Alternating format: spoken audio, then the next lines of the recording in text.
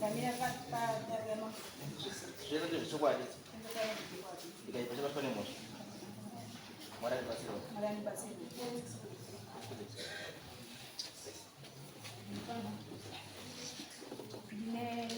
Mulonza. Ini yonzi Margaret Marisi. Anzazi yangu enda chikomba. Takari tirugamu kule imwe chete. Akandishwedza makuseni chinzi wozoya kumba. Ani mwana wake asipata kunaka. Wozoya kumba ni mnina wangu alipa. Sio atakaenda. Katika baba pake. Kupandu zao zao atete watili mpana. Ni mwana afika mwisho. Za mwana afika mwisho ba. Nini ndiri kufamba ndiri kuvasita ndio kubulepa. Mumashuro mondiri kuwadi ndakambota madingi ane murora mukadzi uyanzadzi yangu. Buda ndibude. Ngota madingi kungotamba majosi murora. Ndapota uripi kwanga abuda pamba. Tisina mbona kumbofona ali dabuda. Kungotamba vaenda tamuza ndiko na. Sema namta uri kupi? Ngaza ndiri kuno tete. Kata omiyozwa uzwa kulebesa mazuwa. Hausuzwati yangu achandu ene takutoto mvulo chinyabati. Kechipiri nebundati apa abuda kutoka mtani. Ndikazuri mwana widi. Sema namta yo yuzu uri kupi ngaza. Izo ndikandika mtani. Izo wakazenda usina ndudzawo. Kuona charo zondoonawo. Usazi ndibvunzo basatete. Ndomatana. Saka itu hata zebra chitio iwewe matauriro awakaita iwa yana nekuhwaya kuita mwana wangu zvabva zvaenderana saka ndikufamba ndibata ive urati mufamba mubata ini saka uraiti tichifambe tese tichizwa kuti ndizvo here ata ini ndakatozvirwa kare chigara kwadai zvevandosisa ndobva zvoramba ichindondishungurudza saka ndabva ndaenda kune hanzadzi dzekavabanguru Katabatsirewo nini ndishungizika nenyaya yakadai. Taitafamba tiona kuti pakamira sei. Ndoti ndizoshushikana. Nano zvidaira. Ndakandanga. Mwana akutofona. Tete ndisunureiwo. Mborangu. Muningino wangu autodiwa. Sisi ombonera mwana adakwenda kuchikoro. Ndamba ndizoshushikana. Izvi zvinganzaba ndisakanganisi zvane 9 months zvakaitika. Saka zvekuti ndakazoramba kutambirika ndakabva ndaenda kuchisuku kuna baba wedu mambo Chikomba ndakati baba ndabuya mutigadzisosa baba Chikomba ni mambo ni mambo wedu baba wedu ndiye Kisuku Mugamuru daijeko hani mambo bandishe mambo iwani sorry no ndimlo jereza wanu walitasiye iyo chamsunga embasi ndishe Chikomba ndaenda baba ndamsanangurira kuti ndo zviro zvanzawo right kuti ndikupindure iwe uripo wega achidini ba azviti saka mimi ndinidaidza adini awu si wakafona panonesa network pabada zvimurora ndandikubatana tezvawa kanzatezva abuda hanoti abuda kanzi orinkamutaurira ndandakubita kandigesa obatobuda ndamatipo baba ndatimuye kunoko mangwana muzoye kunoko nemudzimai wako ndikudaidza ndakwakanaka shuwa kati auya ndichauya iri mandi yange yakadai mandire babu akabva shuwa mudzimai wake naiye nehanzadzi ndatoda ndindaona hanzadzi yako yauya iri kuchema kuti azimini ndakapomha urori saka mungazogara sei muri hanzadzi uye zvomudumbu rimwe chete mungazochenera sei saka iwewe ita kuti mufambe muone kuchenesana kana mafamba ini ndiomupai munhu panapa kuti muende naye ini nanowanisukasi kana mabva ikoko mozoya mutora zvamadini zvamano akati aioni inini handisi kufamba pandoti ini ndakamutaurira akakanzaa saka vakandinwa kuti iwe une mari ndikati ndichadini ndikuenda kotsvaga ndoti ini muruma ndina munhu wangu akati ndichambotsvaga kana ndatsvaga baba ndichadini ndichava naye mari ndokutaura kuti ngatichienda saka ndatsvaga mari ndaiona ndochiti baba pamwe ndanonoka umwe wangu akambofonawo here ikoko kuti anonoka handakubva sinza wakabva kuna asomboambofonapo kati inini ndauda kuya chimufonerai kuti asho tisanganepo ngawo ngafuna azi yakadai vanimorora vishu kana baba hapana ambobuda asi mandi vanonga hapo ngawo kana hapo asazvifonera auya kudaro hana kuzvifona kuna baba kuya kuti ndazwa mashoko kuda kutaya kuti hana bharamba kana marava saka ini ndakaenda ikoko nehanzadzi yangu nedii yacho ndaenda ikoko ndingati ainini ndauya pamwe iye ari pamwe ati pamwe handisi kuya pamwe iye auya hapo regai ndoteerere nyaya yangu saka ndakunopa regai tichifona waibva kufona mafoni awo ese vari wane makoro kana asikita kakanza inini nyaya yenyu ini haisi kufamba zvakanaka chiendai kupi kuvhireji kwamunogara kwamuvhare mbadzi mende kopedzani shuwa ndakaenda shuwa ndoiwa ndapika ndaenda komangara mhosva tazodaidza kuenda ikoko iyo bhazi endau muzvaro uya kuda kuenzanisa yekuti tifambe yakabva yaramba yakadini yakabva yamba yakadaro saka bhati orit uda kuti uende mbiri ndahamene iye ndakanda mberi hai saka ndakangoti kwazi ndabvungaziana ndenga teindaenda mberi nyanga tadini yaisati yapera kangochini shuwa zvatanzamuzvada nemapepa mandi shuwa ndakaenda kutama mapepa angu ndobva mapepa kwangu zvekuya chipiri bva ndauya nawo kunoko ndakapedza 3 days ndiri kumboko ndakazozwa akuenda pana sabhuku wedu univhureji medu abva ati asi endai motaurire mai waya kuti hanzadzi yangu yekuti asingauye tirapise mwana tii pamwe chete ataurira nowamuwanini hanzadzi diki hanzadzisika tuye tirapwe tiri pamwe chete kati kumashure umu zvakambodikuiti saka ndiwo mashoko andinoisawo kuti mwati ndajambira saka ndandikumbirawo kubatsirwa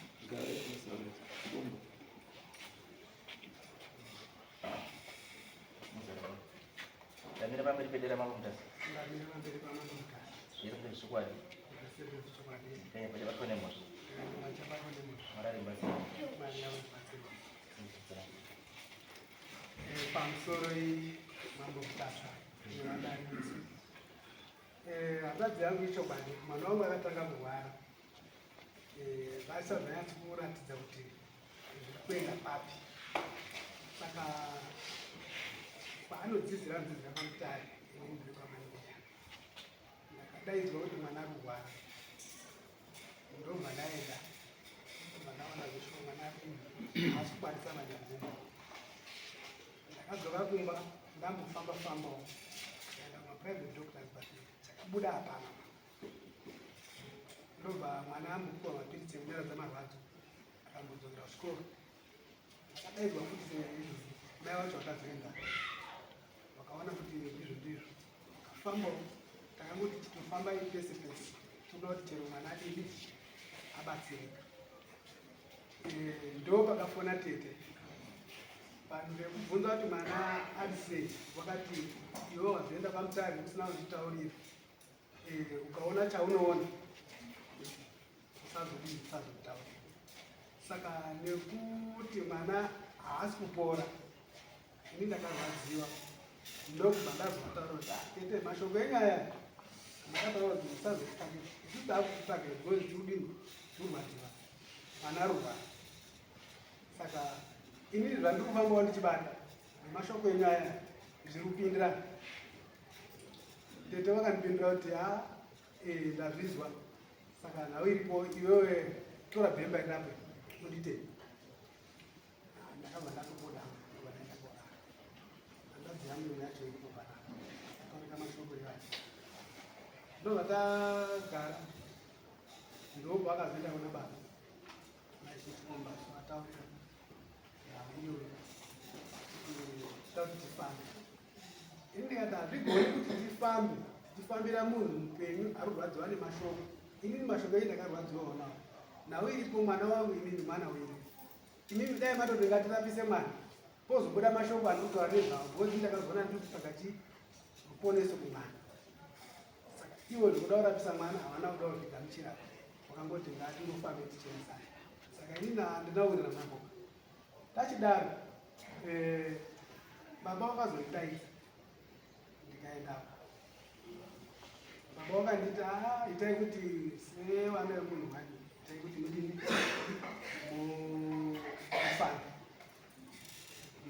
kuti hanzvadzi yangu ndi une mari here sinzi urura zvekuti kufamba tikasandinapa saka wauya sei iwo kunoko wauya urinyatsozodza kuti famba saka wauya sei usina mari famba kufamba usina mari ndopakazonzi ndichambotsvaga mari ndopawakafonera nevana vavo tikapuwa mukana wekuti chimboita sei chimboitai kumba kana mari yapo mozodini mozouya ndokupai kwemene yakazvakanaka tete vakaona mari hauna kutiudza ndobva waenda kuna baba kuti mari ndaanayo baba ndobva wandifonesa baba zvamutaura ndazvizwa kuti mari yana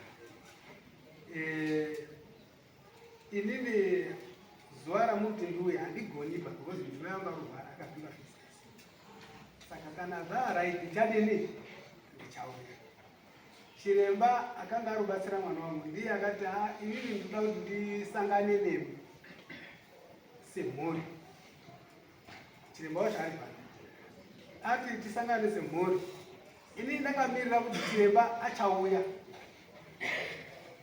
ndopandakazwa nyaya yakidzwa pamuzai chiremba anozopasapori paakati aonawo mukanda almost the same thing.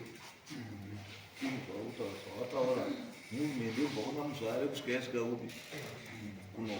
So isusu what we want was nyaya yenyu zvairi kuda iri kuda kuti mupuruve kuti zvamurikura kutaurirana ndizvo here vazandizvo.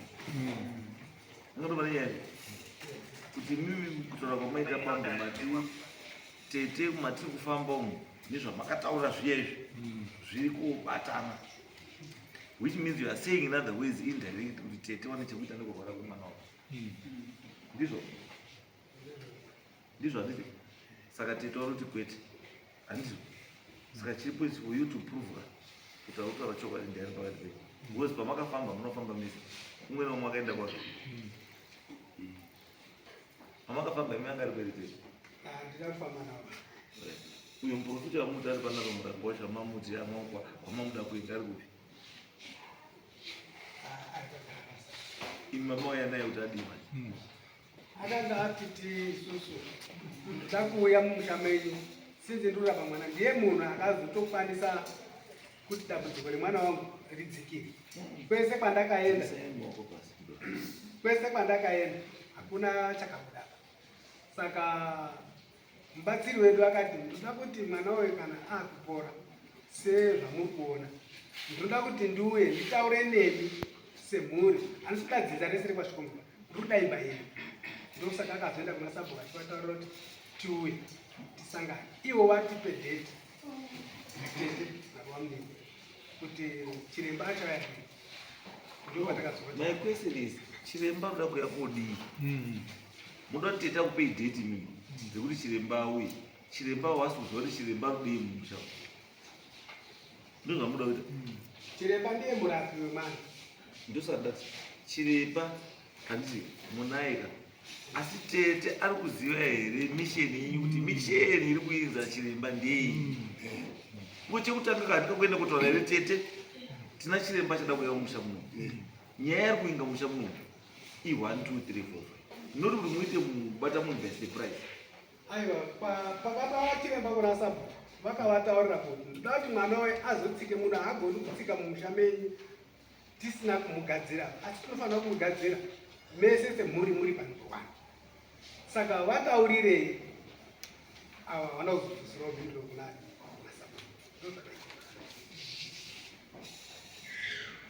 zvakutiramesa kuzvise chandimutaura akati chekuti already handiti mubatsiri wenyu kuna tete is unacceptable.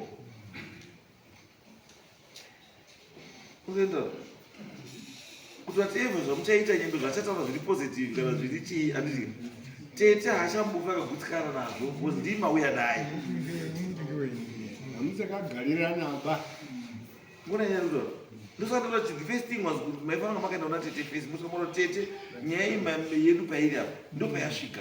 Saka tatoti isu teteka tiwane munhu anodii anotibudisa pachena kuti zveshuwa zvatiri kufungira nezvamuri ndizvo here.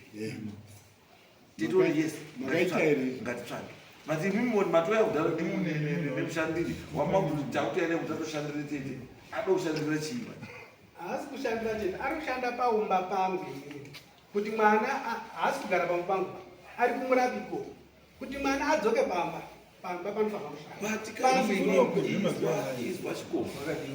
izwa chikomba there is one condition yamunopa kuna tete anditi watiyo tinoti tete ange aripo atitaurire paari free kuti uyo akwanise kuuya because anofanirwa kunge aripo meaning kuti this gathering tete ane chekuita nechii pane zvamuda kuti azwe pari kuuya munhu anditi why murubva maiisa kuti pauripo pawadaiwo pauti ndipo ndinouya ndinondomira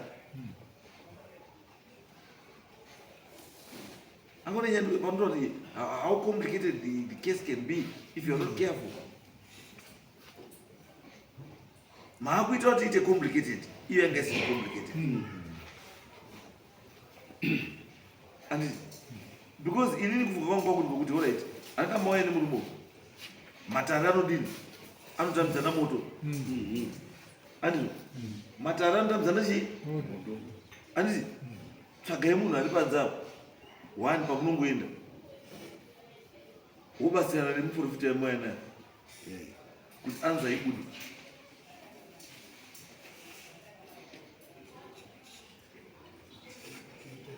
andika mazwa nyaya sasikoma maizwa nyaya yekubairika nyaya yekubairi ndeyekuti whatever chichabuda pamuprofita apa anditi tete hazozvidii hazozvibvuma because anototi aiwa mune chinhu chenyu imimi fambai nechinhu chenyu peri iwe chikutaisa kuti pamba ndekapiripakuka pamba ndepakukaiwa chikutaisa kuti umbopinze muprofita pamba pangu chii chikuda tete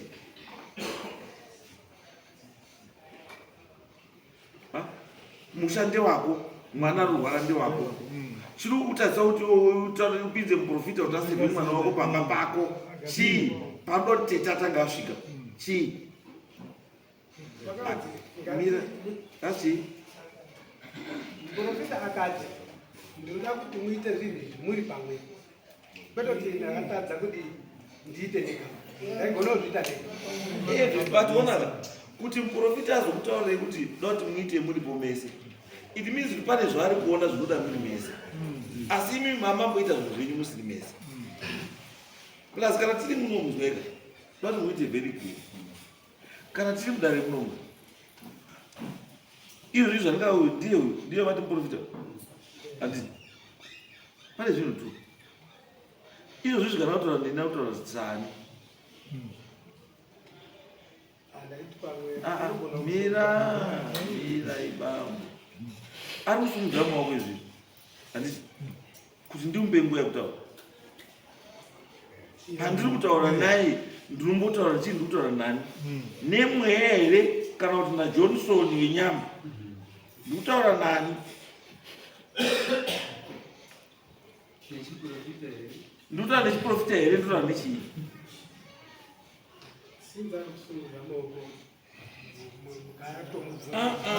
handitokwanisi kumubvunza because kana atori munyama kandikwanisi naye ndokasautaura naye chete ari mweya because kana ari munyama kazvaanotaura ari mweya nezvaanotaura munyika zvakasiyana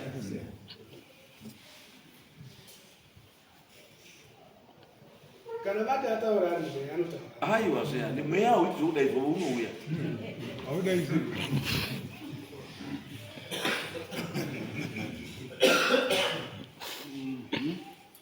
mukona zvatotibatsira zvacho kuti ndikuti ndine mufundi atouya ini ndindafanira kumubvisa mumacheya ndindaitofanira kuti aifanira akagara mumacheya uku kuna mwana imi mochikontaura chete kuti muprofita ari panapa ndoizvoti muprofita uya kuno uya noti kutoti matoya nemuprofita sepati yefamily yepachikomba apa ndikuda na chikomba cheta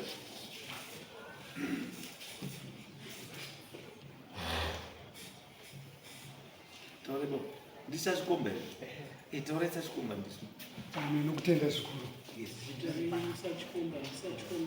kinda chikomba Makwende mai. Tsangamira ndokutenda chaiso. Kutaka maiti. Muprofita uyu wakadedzekana na mukoma wari 2. Ndovazikona kuti tidaize chirenge umweso wauye papamba. Watawarigere muprofita wavo nanga yawe. Kuti chiuya tiri chiuya ipamba tigaze zvizvo. Chetokandifoneka kuti azviti nyaya yakamutasa. Sanga yende kwamapotasa. Kozi madhedza tatapuwa masodi kaikanisa zvekota. Nhasi wakuti chiuya tigaze uri nyaya yakumatari kumberi. Nyaya atene mberi tikuochera tiri kumberiko. Saka nokutenda mamutasa zvichere nhasi pana. Right, inini mai zvandandofunga ndosaka ndanoti zvite clear to everyone ende chokwadi chibude pachero handiti muprofita handisi kumuita sei I'm not ruling him out kuti zvaakaona nezvaari kuita zvakashata aiwa ndiri kuti zvaakaona nezvaari kuita handitika ngazvibatsirwo ngazvikomplimentwo neumwe kuti zvive acceptable kune vamwe wakawasipo pamakamboita zvenyu muri 2. Yes. Yes. But next school. Next. Padare takanga ni kwa na mkomo ni mwana. Tiri padare papa takata ni mkomo wangu akafunga. Ndifomba mimi kawangu asi. Wanatete ndiro kundiro kunzo. Pana su ariziwa awanatete pana ariziwa ile mwana wangu. Ini ndinogara Mozambique. Awanogara Mozambique. Ini ndakata ndisizi. Asi ndakata kufonera. Tete maiwari bari kwa mtara wasuzwa mwani mwana asongoti kuzakana kwa sana kagara hapo. Nikati ngauye kuno ku Mozambique. To akauya ku Mozambique. Wari ku Mozambique ini ndakabana nzina ngoma yetu. Ndokataka tanga utaura badari. Kuti anatete nduzi mwana arubara. Ndakakutaurira yeye. Inini amuna ndikara ndakada kuti sisi wakati wongo ndizisiwa.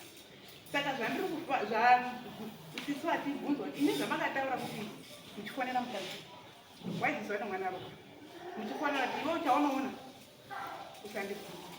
Saka ndakufamba nemashoko ani eni nanhasi ndo zvandodini ndandikufamba nawo mwana wangu asikukura kwaizvoti akunzvimbo kuMozambique.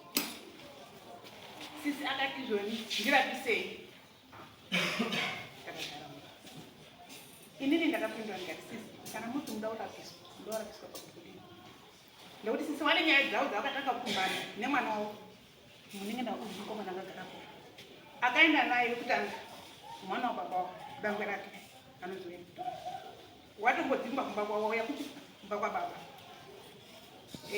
rechipi kuenda kuMozambique vana sisi vakabuda newana wavo takataura mukoma tete wenyu ataura here mafambiro atakaita so haana kutaura ine ndakarondedzera nzadzi yangu asi mashoko aya akazotaurika pani 6 months musikaona yako ndoko akatanga kusanangura ndichofunga kuti mashoko aya ndokatanga kubuda kubatika saka sisi ndo vakatitora ndirapisei kubatwa kwandakadini kwandakaita ini ndikati amugoni kurapiswa ipane munhu arudini ari kurwara kodai asina kurwara mamuda kusvita sei saka magara mamuchizvidini muchizvifara nokuti mamakadini mamakanyara shuwa takabuda ini ndikaenda kuMozambique mwana akabatsirwa ndikadzoka futi tikatedza tikaenda kwamambo chikomo ndini ndakasimudza muromo sekuru kuitete sisi zvamotaura kuti inini ndida kufamba mauya nenzira ipi yamauya nayo akati ndida kufamba ndikati kana mati muda kufamba ndoda tichenesana ndikati zvakanaka zvamuda tichenesana mune mari yedu akati mari handinapo mari wana baba wangu kuti ndabviseki ngabvise mari ndikati zvamuti ngabvise mari iyezve mwana yako ari kusamba nanhasi mwana yakona ane mubatsiri yako saka muri kuti abvisa mari pari kumbobviswa kwacho tirimbodibatana here tirikubvisere tese sembuzi hapana bvisa mvumirira here kazi ndida kuti ndidini ndichenese ndozvati utadzoka tozozvati yakwamamugara kwamuzvari haana kusvika yako haana kugona kusvika nhasi ndozvati yakuno asi chiripo ndeche kuti sisi kubva kumashure haana paakambokukidza kuti nhasi ngatifane asi ndakutambiswa mazuva maida ndoba kuti ndadani ndauda kufamba asi matauro akaita kumwana wake akati mai nini ndiari kutifoteredza kufamba achifonera mukomana akagara right, it's okay. Chirudiwa kuti mufambe ati ndati chimboenda ipanzapo mufundisi anzani uyo amina anenge ari kwakagara handisi mozwawo zvoda kutaurwa neumwe handizi then muzvibatanidza nezvouyu muona kuti chokwadi chiri pari moenda mogadzidza chii zvinhu izvozvo because inini chandi kuramba chete ka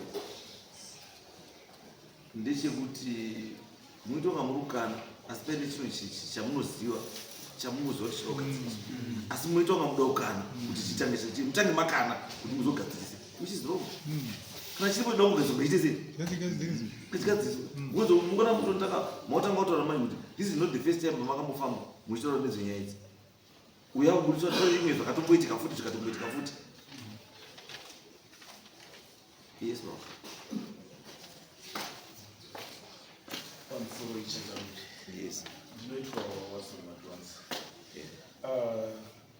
nhau iripo haisi yekuti wakupunga kana kuti akatora zvekupunga nekuti nhau iripo ndaanichida kutovayananisa nekuti nhau yavo iri simba ava wana murume nditete mumusha ava ndibaba saka nyaya yavo ndaanosi kuona nekuti ndaida kutozama kuva chinamacho tinobatanidza vanhu hatiti wapakani saka nyaya yanga iuya kunoko yanga isiri kufamba chinhu chakatanga mambo wangu ndechekuti iye kuzomhangara kunoko yakazoya after because ini ndakasangana neavo mukunda wababa vakandifonera ndiri kuharare vandifonera ndiri kuharare musi wa7 January kuti uyai kuno kuti nda muziku mwana wedu hawane naini manzi ari kurwara une gumbo ndikamhanya shuwa ndakatomboti ndaneta because ndachibva kuMozambique ndikamhanya tikaenda kune mwana wavo ndikasvika kuti wagara nemwana wakadai sose because gumbo iri rakanga rabhenda rauyawo kuti anogona kukuratidza saka zvakaenda koitika ndakati aregai tikubatsirei anga ari mumusha mwana uyu uri kugara mumusha mana mai avo kwakarohwa mukunda wavo avo saka ndakakumbira na mbuya Mutapati ndikati wana mbuya Mutapati sinzi muri waridzi uri kuchengetawo mainini regai ndikubatsirei kuti mwana wenyu aite zvakanaka ndikurapirei mwana saka mwana takarapana nemwana zvakanaka sinzi mwana uyu anga akutanga should be form 2 handiti akuda kuenda form 3 saka mazuva ekuti kuchikoro asvika mwana ndakatoti nawe mwana wemanje ngekuti kugara kwaaita kumba kwaimwe takagara kwaasi kugara zvakadini zvakanaka saka zviri nane kuti mwana waite sei adzokere kumusha agare kumba sinzi akugona kutsika because mazuva acho anga asikatogoni kutsika ndo nhau yacho saka pendakataurana nababa zvese zvokuti kuuya kumusha kwavo zvakakwana ndokuti maybe mwana anonge uchindiziva ndakataurana nababa musi wa 9 January ndikati baba nhau yemwana wenyu yaida kuzoitwa kumba kwenyu nekuti mwana ngewenyu kwete kwana tezvara kana kwete kwawakwasha saka ndaida kuzoti tizouye kumusha kwenyu tikurapire mwana wenyu ari pamba pani penyu kuti muzorege kuzonge muchiremedza vanhu saka ndakatomboya ndikarapa mwana ndikadzoka futi ndikarapa mwana kusvika mwana akugona kutodii kufamba ndakavabvunza wese kutangira wese kusvikira pana ateta ndatoonao nhasi awa ndivazivi mai awa ndakazotoonawo musi wendikutora ndakazoya kwaSabhuku ndakataura kuti kuti tiuye tirape mwana inini zvandoenda ndofamba nemaprocedure kuti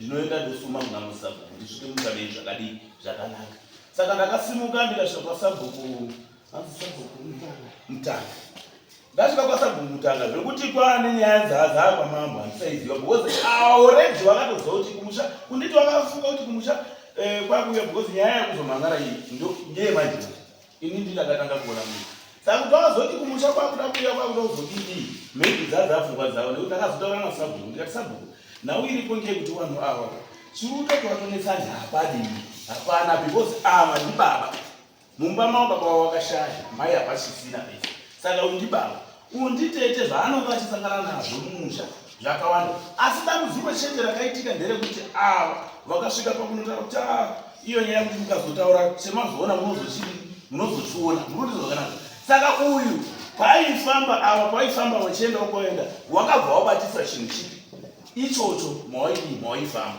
saka ini ndakataura naSabhuku vakauya kereke wavo ndikati nhau iripo Sabhuku tete zvakutondishamisa ndechekuti ndikuziva kuti watoenda kwawatoenda but waifanira kunga waita nhau yavo vega vangakosa kuzodaidzawo nani nanika maakutodzoka mutsvaga tsvina mumusha chigadzirisai nhau dzenyu kuti zviite zvakanaka mwana wadzoke kuchikoro ndo nhau yacho chete. Handitangotsanangura kuti ava vakazodini.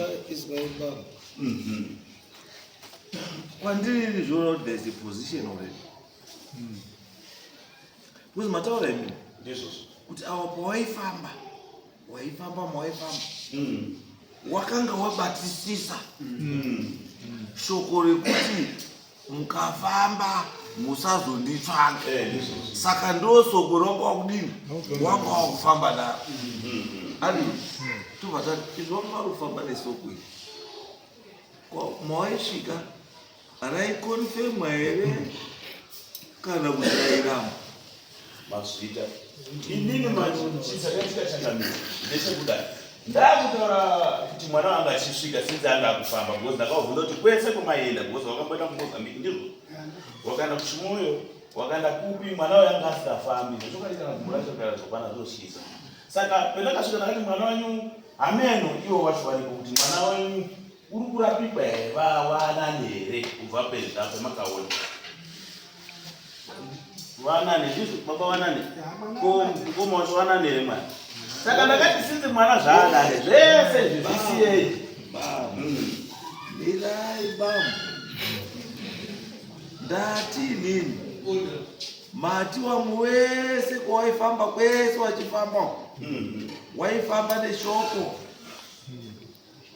handiti Ndizvo. ranga wangu waenda Ndizvo. ndopatachira mubvunzo wangu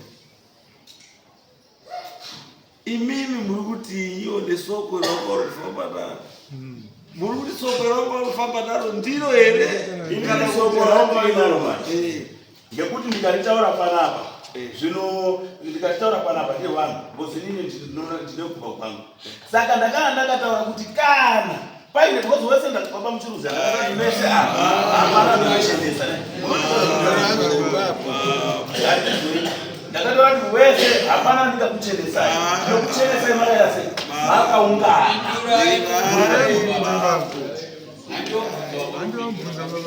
mambo ndati wamwe wari kuona kuti soko riri kufamba neawa ndiro wakabatisisa ndiro ko imimi mambo muri kuti nyaya yacho yakuda kuti ndautopindura zvinhu zvinoitika zvinodai kana mukati memusha mune zitete kana kuti tete zvinhu zvisi kunofamba zvakanaka murikundiswa zvakanaka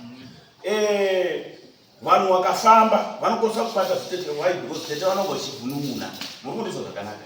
Saka ndipo ndakatsanangura kuti nini nhau iyi yatete munhu wekuti unonga asigara zvakanaka. Baba haasi kuchatorawo futi mwana wavoka haasi kuchabatawo futiwo mwana wavo zvakaita sei zvakanaka. Saka tete uyu akavhunumuna zvinhu hazvimiri zvakanaka mukati memba yavo. Saka imba makanzwa ndichitaura kuti ndaida kutaura vachiunganidzana. saka imi muri kuti soko iroro handiro Soko iroro ndiro chaiko. saka ndakuchiti nini baba imi makonfirm handiti akungana chibudai panza munoti soko iroro rinokonfirmwa futi here then from there tokatambua Mazvita sengamira ndatenda.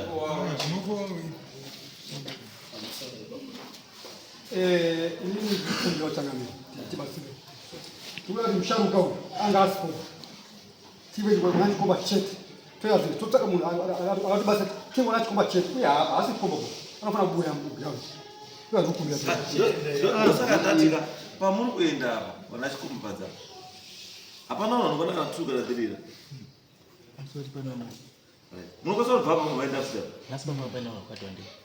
munokwanisa kubva moenda moconfirm chandikuda inini chii iconfirmation yesoko ramuri because tete wari achiti ndagumbuka ngesoko ramuri kufamba naro handred saka chibudai moende paviri dza totangira ipopa handei next case Jackson.